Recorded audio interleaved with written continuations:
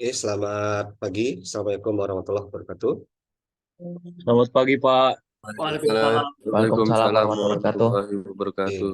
Apa kabar? Sehat semuanya? Sehat, Sehat, Pak. Puji Pak. Tuhan. Alhamdulillah sehat ya. Hari ini selain kuliah saya ada kuliah lain nggak? Enggak, satu Enggak. aja, Ada, Pak. Pak. Cuman Oke, bapak aja. oke. Jadi ya santai ya. Ya hari ini saya juga agak kurang sehat ya. Jadi saya online dari rumah. Kita lanjutkan materi kita kemarin. Rencananya kita tambahkan materi baru ya. Materi ketiga mengenai proses-proses eh, oksigas welding. Tapi itu materinya nggak terlalu banyak. Saya refresh dikit tentang ini ya, tentang cutting kemarin. Barangkali kemarin terlalu padat materinya, eh, apa ya, terlalu padat, kemudian terlalu panjang ya. Nah, saya mau refresh dikit agak cepat karena ini materinya disederhanakan yang diambil dari mata kuliah las dan fabrikasi logam ya. Kalau di mesin ada mata kuliah itu, sorry. Nah, ini mata kuliahnya lebih basic daripada mata kuliah kita. Coba pengenalan aja. Sama-sama pengenalan, cuman nggak mendalam seperti mata kuliah kita.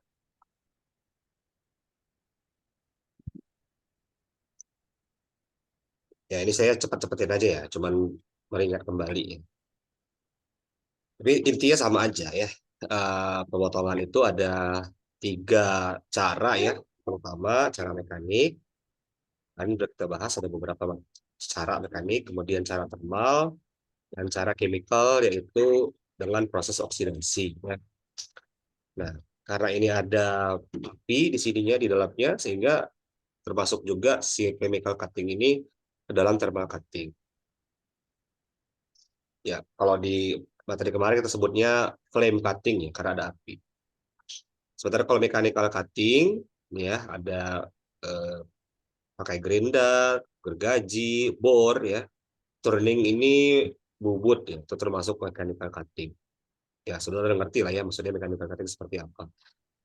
Termasuk juga water jet, itu mechanical cutting ya, karena di situ yang diberikan adalah material lain yang digesekkan secara paksa sehingga terjadi pemotongan.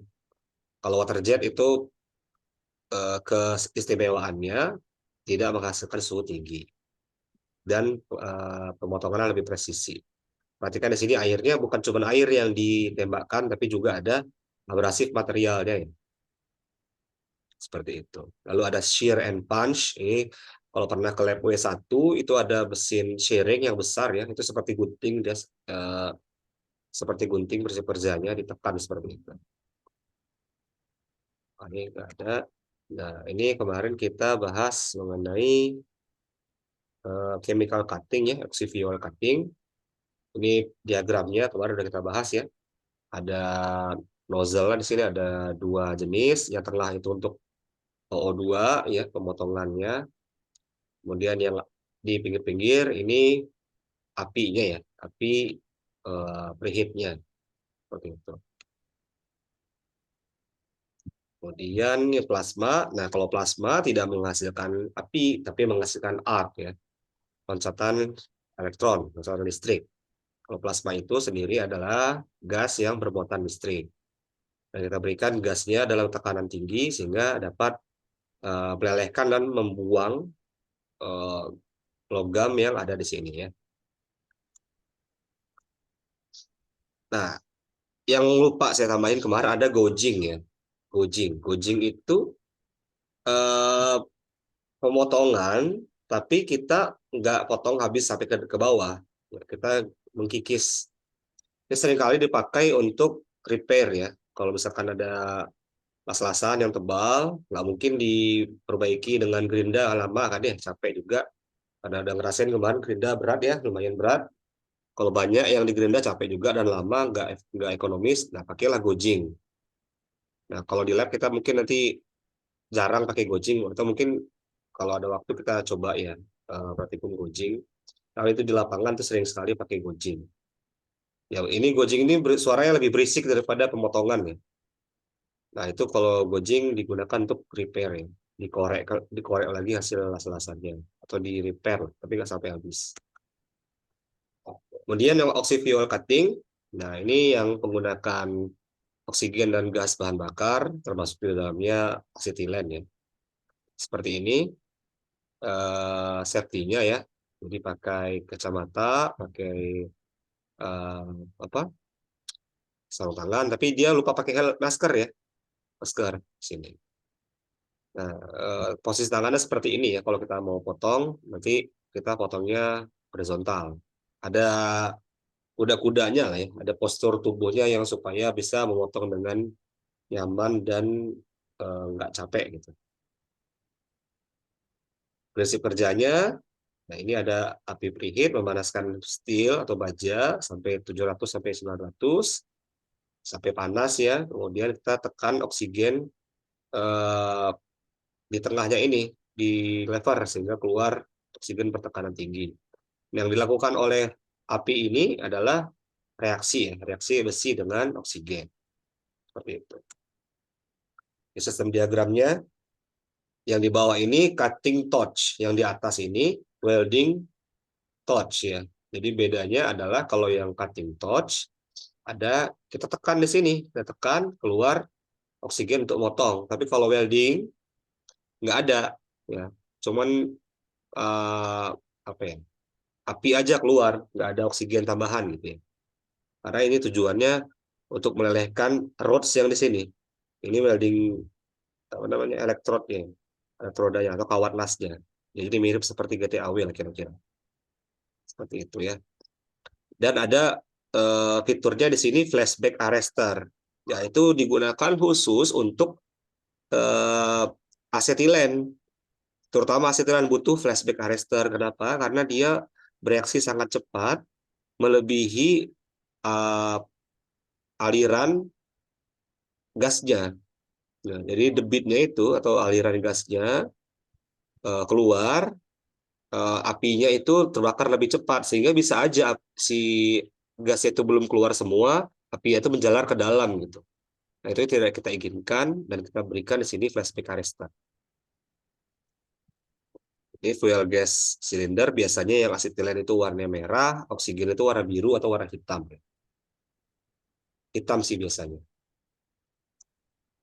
Kemudian ini regulator ya, regulator yang untuk mau apa? Untuk eh, mengatur keluarnya gas dan dia ini ada safety-nya ya. Jadi kalau kita buka, posisinya buka, membuka itu malah gasnya tertutup. Tapi kalau kita tekan itu gunanya untuk membuka supaya kan gini, kalau gas itu kan sifatnya menyeruak keluar kan. Jadi supaya dia nggak menyeruak keluar, kita atur kalau si skrunya itu ke dalam justru untuk supaya gasnya keluar.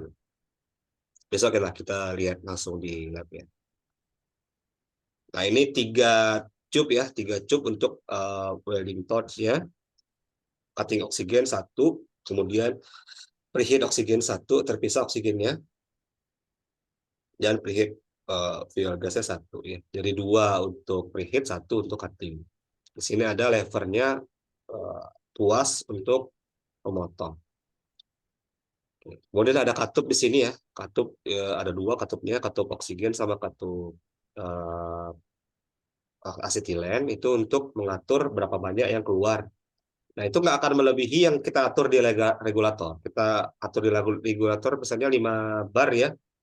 Nah, berapa banyak pun yang kita buka di sini nggak akan melebihi yang katup regulator. Jadi tenang, nggak masalah ya.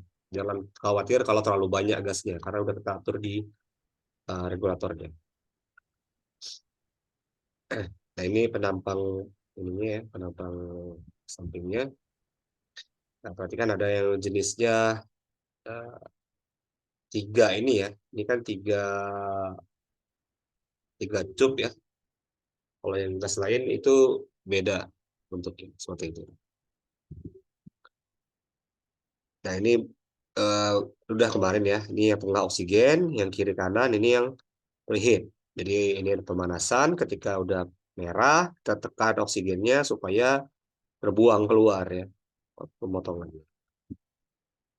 Nah ini kemarin udah juga ya eh, tipe nozzle-nya dan ada tipe-tipe gas yang keluar sudah. Dan ini detailnya eh, ada 1, 2, 3, 4, 5. Ada 5 ya, 5 jenis gas bahan bakar. Kemarin udah kita bahas satu-satu ya.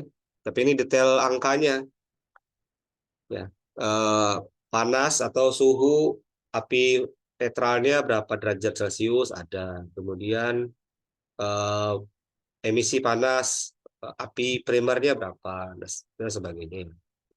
Lalu ada ini yang saya lupa kemarin, explosive limits in air persen. Maksudnya apa? Kalau limit eksplosif ini tercapai, gas tersebut bisa meledak di udara secara spontan. Jadi kalau kita di ruang tertutup, hati-hati karena gampang tercapai persentase ini di udara sekitar. Tapi kalau ruang terbuka pasti agak sulit mencapainya ya. Nah, jadi hati-hati bekerja di ruang tertutup kalau dengan gas-gas bakar seperti ini. Misalnya asetilen 2,5% aja udah bisa beresiko meledak, terbakar secara spontan di udara. Yang paling bawah ini adalah gravitinya ya. Kira-kira seperti massa jenisnya lah ya. Kalau udara itu 1, ini berapa? Ya kira-kira ini si asetilen lebih ringan dari udara berarti ya. Propen lebih berat daripada udara seperti itu. Nah ini juga yang kemarin udah jelas saya tampilkan ada 3 jenis api ya perlu saudara perhatikan. Ada api karburasi, kurang kelihatan ya. Api karburasi itu biasanya warna merah atau orange dengan asap yang banyak. Ya dia bunyinya bunyi apa ya? Ya bunyi halus saja, fuf gitu. Nah kalau oksidasi itu bunyinya berisik, bunyinya sempit, tss, gitu. Oksidasi. Ya. Kalau netral itu yang agak berisik juga, tapi uh, apa ekornya nggak terlalu panjang. Besok kita lihat. Di kemarin sudah ya. Nah ini tampilan lain. Nah terus ini ada beberapa efek unsur-unsur paduan di material terhadap pemotongan kita ya. Jadi hanya sampai karbon 0,25%. Kalau lebih dari itu susah untuk dipotong. Ya karena yang high alloy steel katanya ya, high alloy steel itu sulit untuk dipotong dengan oksiviol karena kan kita mengandalkan reaksi kimia. Berarti solusinya kita gunakan plasma ya atau potongan lain, terjet mungkin. Ada mangan juga sampai 14% itu sulit dipotong. Silikon eh, biasanya nggak ada efeknya katanya, tapi eh, ya harus diberikan perlakuan tertentu lah ya supaya dia menghindari pengerasan. Nah ini silakan nanti dibaca aja. Oke. Kemudian mengenai plasma ya kenapa saya fokusnya ke dua ini karena dua ini yang sering kita pakai untuk pengelasan ya. Walaupun nanti kita juga ada mesin laser ya, mudah-mudahan besok bisa ya. Kita coba laser cutting.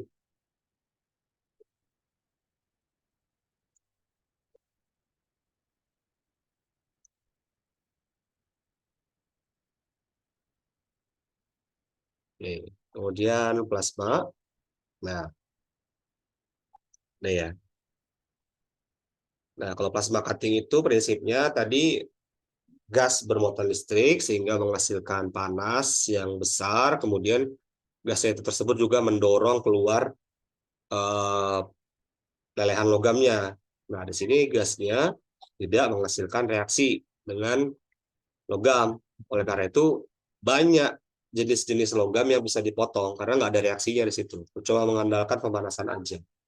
Nah, di sini yang saya mau mengenalkan itu consumables-nya di sini. Itu kemarin kelewat ya. Ini ada beberapa yang saudara perlu tahu mengenai consumables-nya.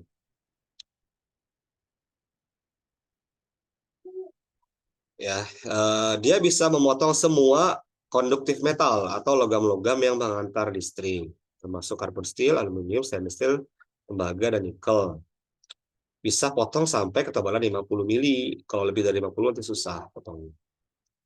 Nah, menggunakan listrik dan gas untuk menghasilkan arc atau plasma dengan suhu bisa mencapai 20.000 derajat Celcius. Jadi hati-hati menggunakannya ya.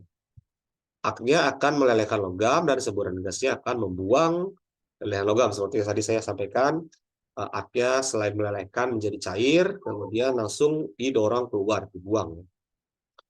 Bisa digunakan secara manual dengan tangan ya, dan juga bisa digunakan dengan alat otomatis termasuk CNC. Tinggal sambungkan aja torchnya. Nah, plasma itu apa sih sebenarnya? Plasma itu adalah eh, fase keempat dalam gas ya. Jadi fase keempat dalam zat. Jadi fase itu ya fase padat ketika semua eh, molekul-molekul, semua atom-atom itu bersatu rapat ya, rapat dan tetap bentuknya bisa terjadi ikatan kovalen di situ atau ikatan ionik atau ikatan logam. Nah, ketika agak longgar sedikit ya, terjadi gaya van der Waals ya biasanya ya. Kemudian itu menjadi cairan. Dan kalau kena panas lagi ya, jadi padat, dipanasin jadi cair, dipanasin dia akan jadi gas. Nah, kalau gas itu terjadi gaya van der Waals yang lemah, biasanya gaya London atau malah nggak ada gas ini sama sekali ya. Eh, interaksi sama sekali di antara molekul-molekul gas. Dan itu paling terpencar materialnya. Kalau dipanasin lagi, jadilah plasma ya. Jadi plasma itu ya gas yang bermuatan listrik karena elektronnya udah lompat. Seperti petir lah. Petir itu kan ada gasnya di situ, tapi udah menghantarkan listrik karena ion-ionnya udah keluar. Ini ya. Jadi es contohnya adalah contoh dari padatan. Ya, atur molekulnya rapat, kemudian ketika udah memisah, dia menjadi liquid, pisah lagi menjadi gas ya, seperti contohnya uap ya. Kalau padatan itu es, cairan air, udah jadi uap, jadi gas. Nah, kalau dipecah lagi, elektronnya lompat, dia jadi plasma. Gitu ya. Cara mencapai cuman tambahin panas terus, energi kalor ditambahkan. Oke, jadi plasma itu memancarkan energi cahaya dan memancarkan energi panas. Jadi sifatnya terang dan panas. Nah, ini agak sedikit ini ya. Udah, ini lewat aja lah. Yang termasuk plasma, yang mana? Saya jawab sendiri. Oke, nah ini kelebihan dan kekurangan dua metode yang sering digunakan. Kalau di lapangan pasti seringnya pakai oksifuel karena lebih murah dan portable. Tapi sayangnya ada kekurangannya. Nah, karena kita pinginnya yang cepat, ya kita juga ada alatnya, kita seringnya pakai plasma. Ya. Kalau oksifuel biasanya lambat, kalau plasma bisa lebih cepat. Kalau materialnya sampai ya kira-kira 2,5 inci atau 62 mm atau 50 lah ya amannya. Kualitas potongan itu plasma lebih baik ya. Kemudian heat affected zone-nya lebih kecil, kalau oksifuel lebar ya heat affected zone-nya. Kemudian preparation work ya, maksudnya persiapannya kalau oksifuel harus bersih dan butuh preheat. Kalau plasma nggak perlu preparasi malah, dan boleh kotor malah ya. Kalau kotor nggak masalah kalau plasma. Kalau oksi dia agak rewel karena nanti ada kotoran yang ikut terbakar. Nah, kalau kemudian setelah diselesaikan, setelah dipotong untuk oksifuel harus dibersihkan heat affected zone-nya dan dross ada seleknya ya. Tapi kalau plasma itu ya paling gerida-gerida dikit lah. Kalau fleksibilitas maksudnya rentang materialnya untuk oksifuel hanya untuk carbon steel saja. Tapi kalau plasma semua logam yang menghantarkan listrik bisa dipotong dengan plasma. Maintenance-nya tapi kalau oksifuel gampang sekali ya, cuman dua gas aja dan torch ya, mungkin ada regulator sama selang aja. Tapi kalau plasma agak banyak yang perlu di maintenance dan cost-nya lebih mahal yang plasma seperti itu. Jadi ada harga ada rupa ya kalau peribahasa Jawa ya, ada harga ada rupa. Oke, prinsip kerjanya ya plasma gas itu mengalir di antara elektroda dengan nozzle. Jadi di situ ada elektrodanya. Ini yang menghasilkan ion ya. Elektrodanya negatif. Ion tabel masanya positif ya. Jadi elektrodanya negatif, nanti tembak ke sini, benda kerjanya yang negatif. Ya, berarti dia menggunakan prinsip DCEN. Ya, karena DCEN kan untuk melelehkan panas lebih banyak di benda kerja ya. Jadi elektrodanya nanti kita lihat ada consumables-nya. Kemudian arc-nya terjadi antara elektroda dengan nozzle menghasilkan pilot arc. Ya. Lalu arc-nya terjadi antara elektrode dengan material. Situ lompat, listriknya lompat. Dan ada shielding gas. Jadi gasnya selain menjadi plasma ada juga yang hanya untuk melindungi molten metal atau weld pool-nya. Ya, metal pool-nya di sini. Ya, kalau dipotong dia sedang dilindungi. Ya sudah. Nah, ini consumable sets-nya agak banyak ya, tapi ada beberapa yang kita perlu tahu aja. Sekitar 9. Ada 5. Ya. Yang paling depan itu shield. Nah, ini paling sering rusak nih. Kalau kurang hati-hati ya. Memang kalau plasma itu beda dengan oxyfuel. Kalau oxyfuel kita potong material, itu nggak boleh betul-betul nempel, harus ada jarak sedikit. Tapi kalau plasma nempel, gesek boleh. Digesek ke ininya, ke besinya, ke materialnya, boleh. Nah, ini plasma, nah itu makanya kadang suka rusak ya, belum dibersihkan atau nempel di cairan yang masih panas. Ini rusak di sini. Jadi gunanya seal ini menghantarkan flow aliran dari gas-gas sekunder, berarti gas yang ini untuk melindungi aja, mendinginkan nozzle dan melindungi consumables dalamnya dari spatter-spatter percikan logam-logam cair dan panas yang beradiasi ya. Oke. Ya, dan membolehkan atau memungkinkan drag cutting, maksudnya didorong, ditarik gitu ya, drag cutting itu. Apa namanya? Disentuhkan dan digesek, itu drag cutting. Nggak ngambang ya.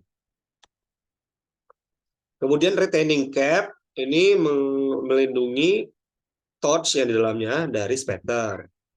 Ini melindungi elektrode, swirling, dan nozzle. Jadi dia bagian luarnya. Nozzle ini tempat keluarnya gas ya, gas plasma.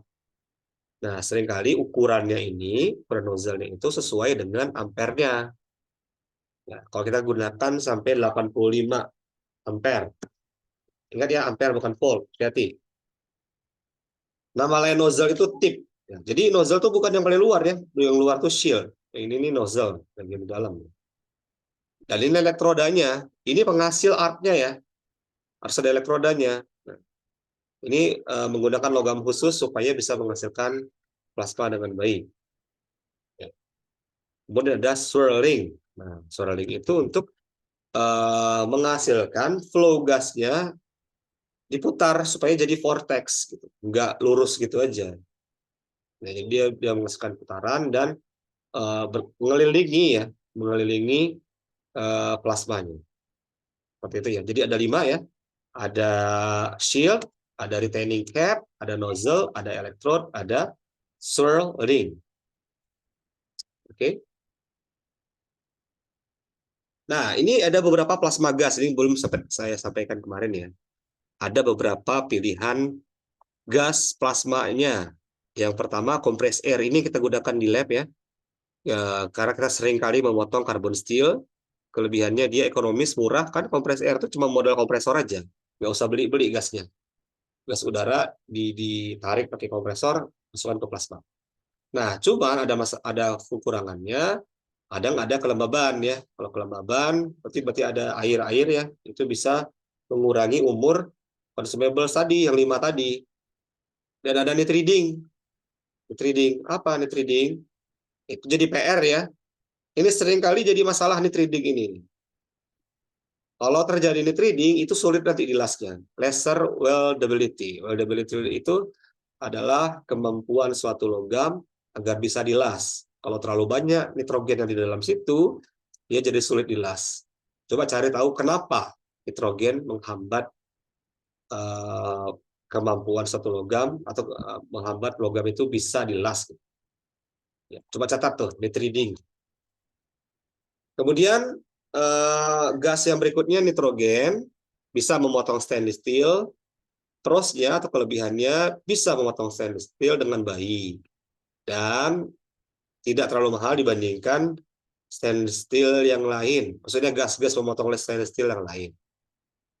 Nah, kekurangannya nitriding tadi ya, sama tidak ideal, tidak bagus digunakan untuk steel biasa.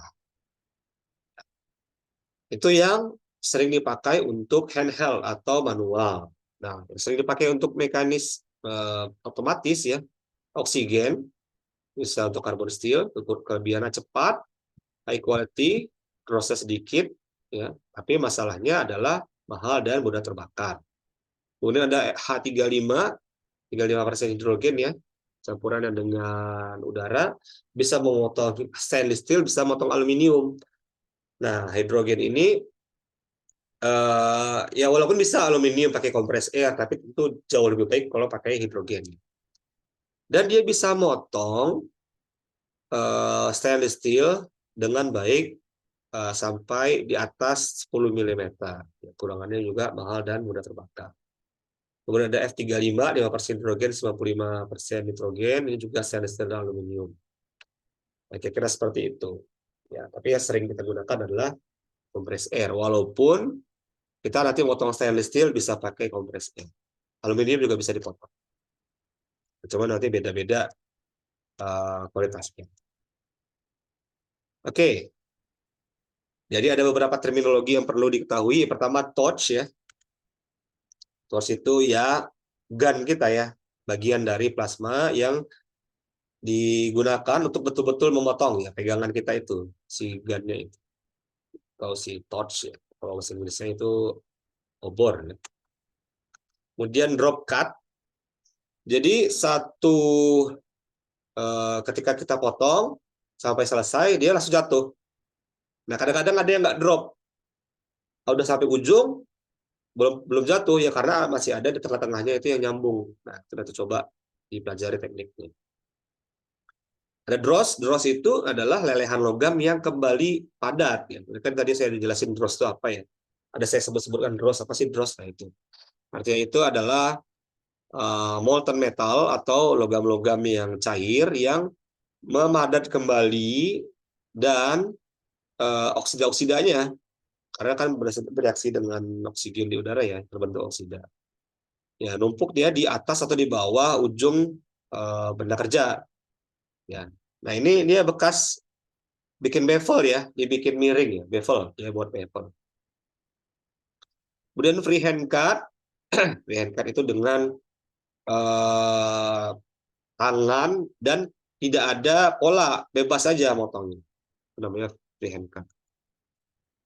Hafnium, nah ini salah satu logam yang digunakan di ujung elektroda. Elektroda tadi ya, menghasil arc tadi, di ujungnya ada hafnium. Itu sering dipakai untuk pelepas elektron. Jadi elektron dari situ keluar menghasilkan plasma. Ini template atau guide card, berarti pakai cetakan ya, pemotongan dengan cetakan. Gojing, nah ini tadi gojing membuang logam dari permukaannya tanpa penetrasi penuh, ya. Jadi cuman di atas-atasnya aja. Digunakan untuk apa? Digunakan untuk membuang las-lasan yang lama atau menyiapkan permukaan untuk dilas lagi. Ya, kalau kita perbaiki atau mungkin lasnya udah jelek, mau kita buang hasil las-lasan, itu bisa pakai gojing. Bisa untuk preparasi juga. Kita di nozzle ya, nozzle itu yang di dalam ya. Consumable torch yang ada lubangnya. Ini adalah tempat arcnya lewat. Kemudian ada piercing. Piercing itu penembusan ya. Penembusan, terutama di tengah itu piercing. Sama kalau orang kasih apa ya? bikin anting-anting di piercing namanya, yang sama kira-kira seperti itu, dilubangi. Ya. Nah, kalau hole pierce itu starting a cut in which the art plunges into and through the piece before cutting begins. Jadi di tengah-tengah langsung buat lubang piercing, hole piercing. Kita bikin lubang di tengah dari pinggir. Kemudian elektroda, ini adalah bagian dari consumables yang menghasilkan elektron tadi ya. Bevel cut, ini potong langsung dia membuat sudut. Ya, buat nanti sudutnya kita inginkan berapa derajat ya, sudut bevel ini. Untuk dilas, disambung. Nah, ada curve. Nah, ini saya kemarin kelewatan. Karena ada di slide-nya kemarin curve ya, tapi nggak dijelasin. Curve itu ada void atau celah yang ditinggalkan oleh linear removal, maksudnya pembuangan atau pemotongan yang linear sini ya dari material. Jadi ada spaces between cut edge. Jadi sini ini ya ini bolong-bolong lah. Hasil pemotongannya harusnya rata seperti ini ya. Nah, tapi dia ada celah di sini tambahan tuh curve namanya.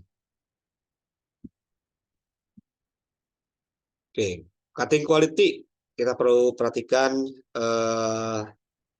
apa namanya kualitas pemotongan dross ya. Jadi dross itu adalah lolehan logam yang kembali memadat dan beberapa jumlah dross itu akan selalu ada ya. Dross yang berlebihan itu seringkali terjadi kalau kecepatan pemotongannya terlalu cepat atau terlalu lambat. Nanti ada dross. Kalau terlalu lambat nanti dia numpuk jadi tebal jadi gendut di situ. Tapi kalau terlalu cepat, nah kalau terlalu cepat dia malah mantul ya si plasmanya. Plasmanya tuh enggak penetrasi, malah kayak muncrat gitu. Kita siramkan sama seperti kita nyiramkan air dari selang ke tembok. Nah, muncrat gitu deh. Kira-kira seperti itu. Ya, jadi bisa dilihat sendiri. Oke, udah cukup. Oke, nah itu mengenai lebih detail ya mengenai pemotongan baik oksifuel dan plasma. Sampai sini ada yang mau nanya dulu?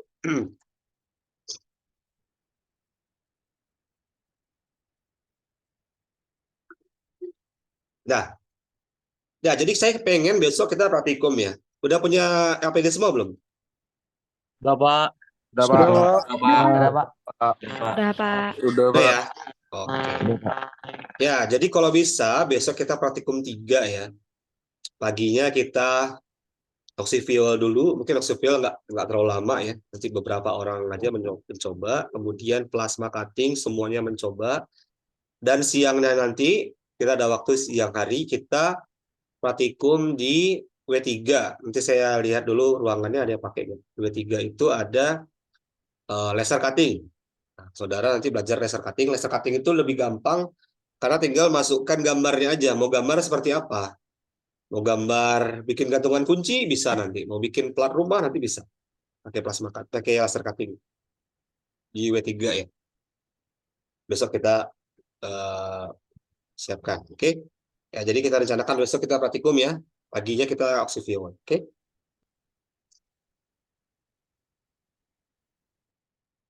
Oke, kalau gitu saya ini ya, saya ke belakang sebentar ya. Bentar, saya pause dulu. Ya, kita lanjutkan ke materi berikutnya.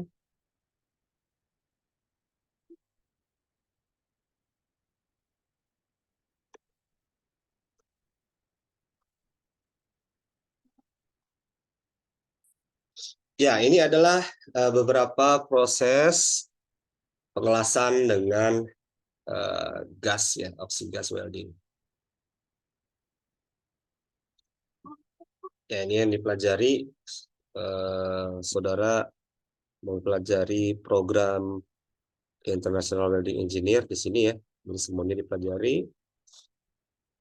Nah, tapi kalau International Welding Technologies itu juga sama sebenarnya. Juga belajar semua. Ini yang supervisor apa spesialis, saya lupa IWS. Kalau IWP ini practitioner. Nah ini welding proses, ada yang fusion welding, kemudian ini solid state itu pressure ya maksudnya. Ya. Jadi kalau fusion itu ada pemanasan dan pelelehan. Ya. Ada arc welding, resistance welding, oxy-fuel, dan other fusion welding. Nah, kita sering gunakan arc welding, tapi kita pelajari dulu sedikit tentang oxy-fuel. Sementara solid state, itu pemanasan dan tekanan, tapi tidak ada pelelehan dan tidak ada filler. Kebanyakan. Seperti diffusion, friction, dan ultrasound. Ini kelebihannya menggunakan oxy-fuel welding, contohnya kayak las carbide ya, di pinggir jalan itu. Versatile method ya, metodenya mudah, menggunakannya gampang, peralatannya relatif lebih murah, cocok untuk repair ya, perbaikan, konstruksi juga oke. Kemudian pipes and tubes bisa juga dia digunakan untuk mengelas pipa-pipa ya. Ketebalan dinding materialnya ya sekitar 0,5 sampai 6 mm lah keterbatasannya. Tapi kekurangannya materialnya rentan terhadap cracking ya. Rentan terhadap cracking seperti ada di cast iron. Nah, ini contohnya OAW, oxy acetylene welding. Jangan lupakan kodenya 311. Ya, OAW, oxy acetylene welding. Jadi pengelasan dengan oksigen dan asetilen atau gas karbit atau las karbit totalnya ya. Jadi prinsip kerjanya ini menggunakan motion welding secara manual, ada silinder gas, ada regulator dan ada selang. Bahannya ada oksigen dan asetilen ya, dan suhu apinya sekitar 3200 derajat Celcius, menggunakan torch yang khusus dan filler metalnya diberikan secara eksternal yang mirip seperti GDAW. Ya, ini perlengkapan kerjanya ya. Ada earplug, ada welding goggles, ya harusnya pakai welding helmet lebih baik ya. Kemudian ada exhaust, ada regulatornya di sini. Jadi mirip seperti pemotongan, bedanya cuma di welding torch-nya kita pegang. Jadi ada obornya di sini torch sama satu lagi welding rod-nya, si elektrodanya ya. Ini safety-nya biasa ya. Ada wear pack. Nah, paling bagus kalau saudara ada welding apron. Saya udah ngerasain welding apron itu sangat membantu, terutama yang tangan ya. Tapi kalau buat belajar sekarang nggak terlalu butuh, asal cukup pakai sarung tangan dan baju tebal aja tidak oke. Kalau mengelas pipa, nanti kalau ada praktek kita mengelas pipa ya, itu saya sarankan punya apron karena panas ya, kan banyak spaternya. Oke, kemudian jadi welding prosesnya ini sumber panasnya berasal dari api. Apinya dari mana? Dari pembakaran asetilen dengan gas oksigen murni. Jadi seperti oxy-fuel cutting tadi, sama. Kemudian gasnya mengalir dari welding torch ya, dari obor welding dengan rasio gasnya sekitar 1:1. Gas asetilennya terignition atau terpantik, terbakar ya, terbakar kemudian ya terbakar dan menghasilkan api dari ujung welding torch dengan suhu sekitar 3200 derajat Celcius. Nah, untuk membakar asetilen secara sempurna tentu butuh oksigen dari udara ya. Nah, tapi seringkali kurang oksigennya, jadi tambahin dengan oksigen dari tabung gas. Karena oksigen di udara kan cuma 20% ya. Dan Karena ini welding, kita butuh tambahin filler metalnya, kita gunakan filler rod ya, dari luar. Oke, nah ini ya skemanya udah jelasin tadi ya. Ini nomor 1 itu oksigen silinder, nomor 2 asetilen. Ya seringkali oksigen itu kalau nggak warna biru, warna hitam. Kalau asetilen silinder itu warna merah biasanya atau orange. Nah itu tergantung sih, kalau nanti perusahaan Korea dia beda lagi, ada yang pakai hijau tuh. Saya nggak hafal, nanti coba baca aja ya. Gas-gas ini kalau di Eropa bagaimana, di Amerika gimana, kalau di Korea misalnya gimana. Ya. Kemudian yang ini adalah selangnya, nomor 3 itu safety device ya, yang pengamannya. Nomor 5 ini acetylene hose, sama juga selang. Nomor 6 itu adalah handle tempat pegangan kita. Nomor 7 welding rod, ya ini ya, elektroda, sorry bukan elektroda, bahan tambahnya itu filler metal. 8 welding nozzle tempat keluarnya api. 9 benda kerja dan 10 welding flame. Itu tidak pakai arc di sini, tapi pakai api. Tekniknya ada left ward, ada right ward. Ini agak sulit kalau dijelasin dengan kata-kata. Mending coba lihat di YouTube deh, coba cari di YouTube video demonstrasi left ward welding sama right ward welding. Oke. Kemudian ini ada beberapa welding rodnya yang cocok ya, berdasarkan standar ISO EN 12536 bagian O3 ya. Jadi tipe steelnya, nah lihat ini secara struktural atau steel struktur yang umum sesuai dengan EN 10025. Tipe yang digunakan misalnya S185 itu cocok untuk welding rod kelas 1. Kemudian yang kelas 2 juga cocok ya. Kemudian S235, S275 cocoknya welding kelas 2, 3, dan 4.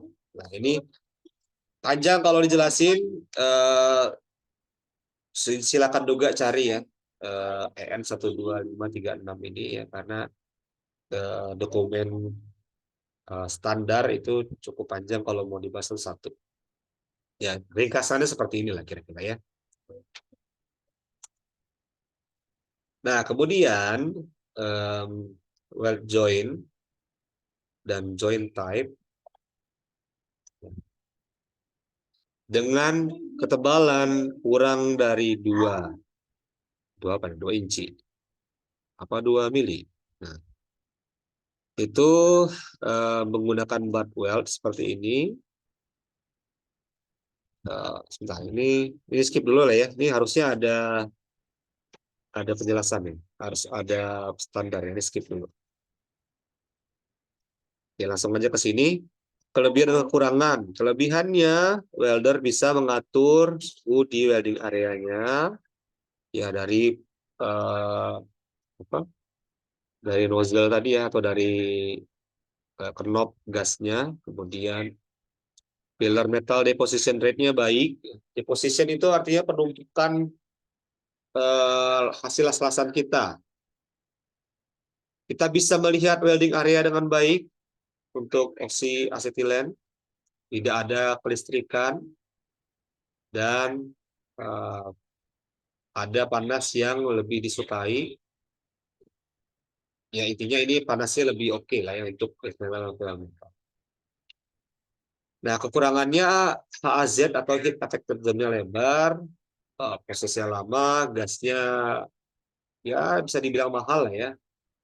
Kemudian wall thickness-nya cuma sampai 6 mili, nggak bisa kalau terlalu tebal, dan sangat bergantung dengan skill welder.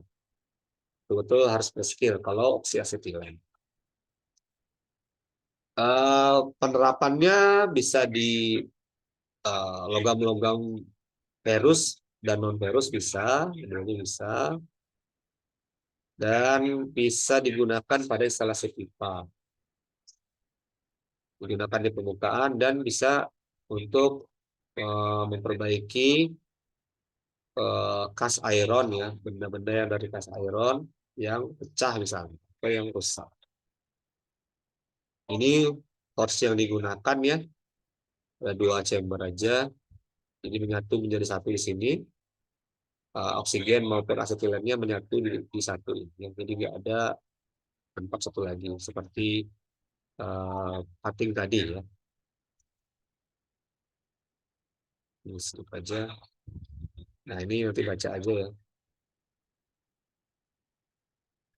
Nah, kemudian api oksiasetilen itu maksimum temperaturnya atau suhu maksimal sekitar 3200 pada jarak 2-3 mm dari flame cone. Nah, ini arahnya. Ini bendanya ya. Berarti yang paling panas itu yang di sini nih. Di eh, flame cone di ujung sini. Flame cone itu yang ujungnya putih ini, yang kuning ini primary flame, yang keluar ini secondary atau outer flame. Api bagian luar. Nah, itu cenderung kurang panas. Yang paling panas itu yang ini. Ya. Seringkali kan api biru ya dalam situ ya.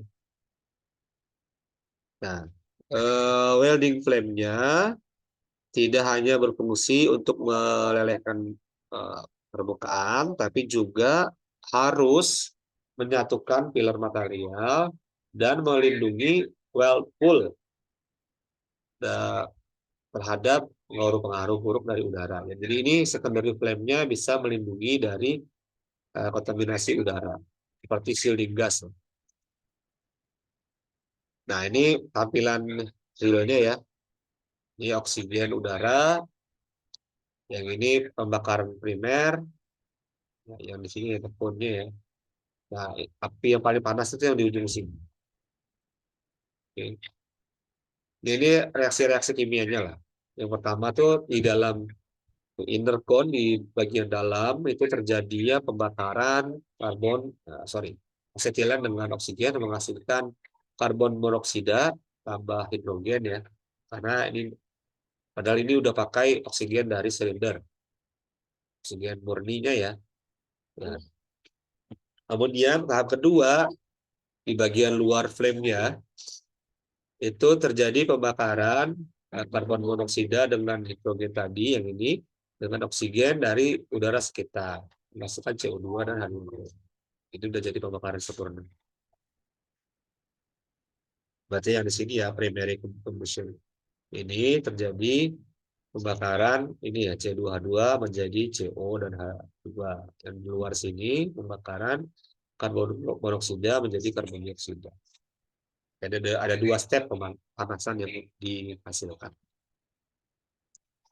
Nah, ini bedanya tadi udah jelasin ya berkali-kali, ada perbedaan welding torch dengan cutting torch. Kalau welding torch pipanya 2, cutting torch pipanya 3. Karena ada satu lever di sini ya, atau trigger yang mengeluarkan dengan cepat. Oke, juga kita mengenal 3 api tadi, ini udah lewat aja. Nah, ini tampilan lebih detailnya ya. Kalau neutral kita gunakan yang dalam sini ya, interpon yang ini nih. Kita pakai untuk memotong dan juga untuk memelas. Kalau oxidizing sempit dan kecil apinya. Kalau carburizing panjang seperti ini. Kalau minus.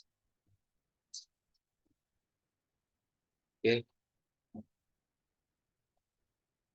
Pressure regulator itu gunanya untuk mengatur gas seberapa banyak yang dikeluarkan. Nah, tapi ini ada hitung-hitungannya. Saya nggak sampaikan di sini deh. Nanti jadi belajar mandiri aja. Karena uh, banyak yang perlu perhitungkan. Ya, ada hitungannya lah.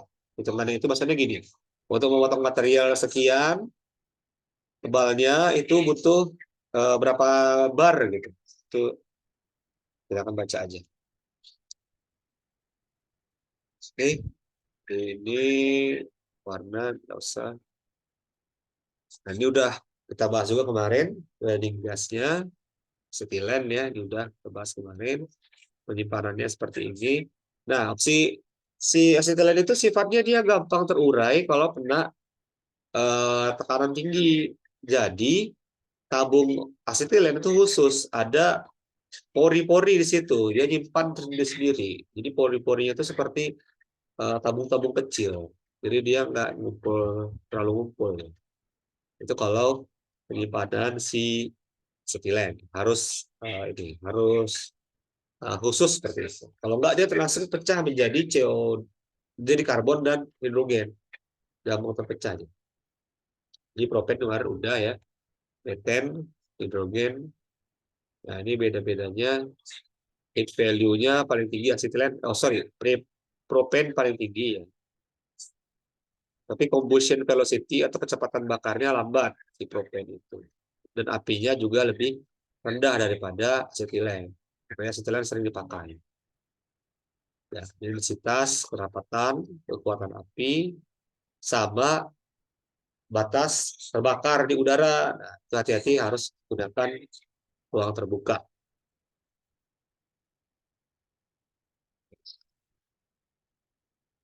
Oke. Oh, ini penghasilan.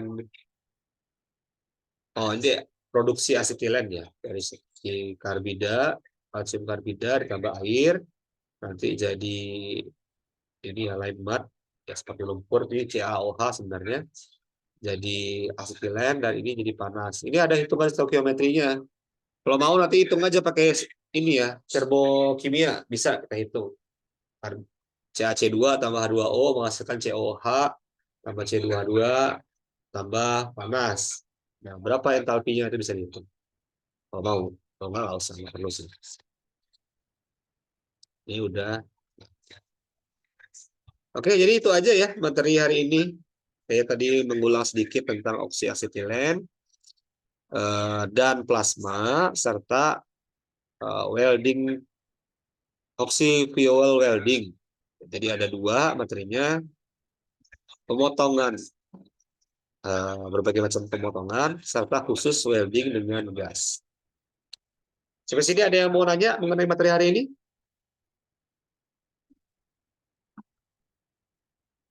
Nggak ada. Kalau nggak ada, silakan nanti dikerjakan tugas yang ada di learning ya. Nanti ada dua tugasnya. Yang udah saya masukkan itu tugas dua ya. Tugas dua itu mengenai pemotongan. Pemotongan itu semuanya ya, mulai dari plasma, ada oxy-fuel, ada laser, ada water jet.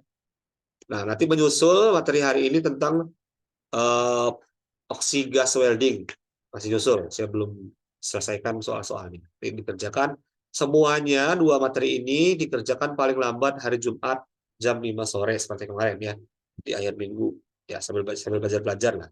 Itu waktunya bebas, saya nggak kasih waktu. Kalau sekali buka ya, mau dibiarin dulu harusnya masih bisa. Tapi nggak tahu nih, saya belum pernah coba kalau baru ngerjain dua, kemudian ditinggal, kalau dikerjain ulang masih lanjut, itu masih terbuka apa enggak, saya belum tahu. Tapi sebaiknya sambil ada waktu kosong, silakan sambil cari-cari jawaban dikerjakan. Nah, mengenai besok ya saya sarankan kita praktikum eh, dari jam 8 supaya kita dapat 3 praktikum ya.